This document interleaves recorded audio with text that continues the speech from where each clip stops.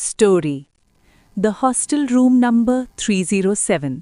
अगर तुम कभी रात के 3 बजे कॉलेज हॉस्टल के कॉरिडोर में चल रहे हो और एक रूम से नॉक करने की आवाज़ आए लेकिन वहाँ रहने वाला कोई ना हो, तो समझ लेना तुम रूम नंबर 307 के सामने खड़े हो। शिवनगर इंजीनियरिंग कॉलेज का हॉस्टल एक पुराना सा बिल्डिंग जिसका 3rd फ्लोर हमेशा शांत रहता था। इस फ्लोर पर एक रूम था जो हमेशा बंद रहता था, रूम नंबर 307। सीनियर्स सिर्फ इतना कहते थे, इस रूम में कोई टिकता नहीं। आरव 1st ईयर का स्टूडेंट, साइंस और लॉजिक पर भरोसा करने वाला।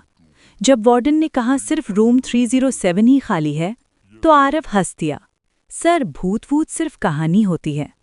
पहली रात आरव को अजीब सा महसूस होने लगा, जैसे कोई उसे अंधेरे में देख रहा हो। और फिर रात के 2:47। Knock knock knock.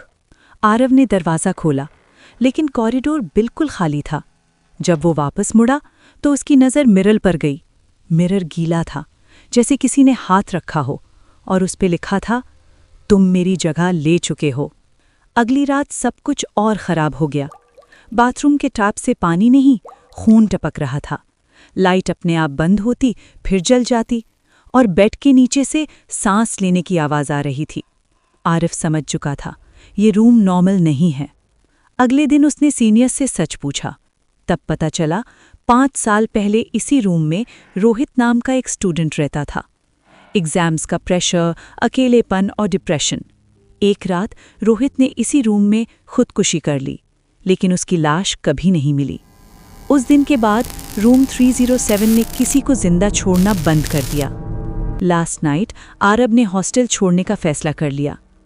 जैसे ही उसने दरवाज़ा खोला, मिरर में उसका रिफ्लेक्शन उसके साथ मूव नहीं कर रहा था। रिफ्लेक्शन धीरे धीरे मुस्कुराया और बोला, अब तुम बाहर जाओगे और मैं यहाँ रहूँगा।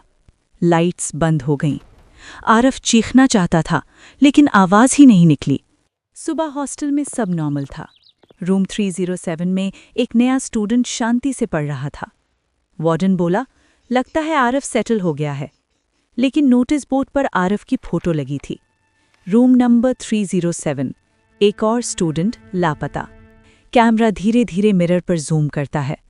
मिरर में आरफ बाहर से देख रहा होता है और कोई और उसकी जगह ले चुका होता है। कुछ कमरे बंद नहीं होते, वो सिर्फ नए मेहमान का इंतजार करते हैं।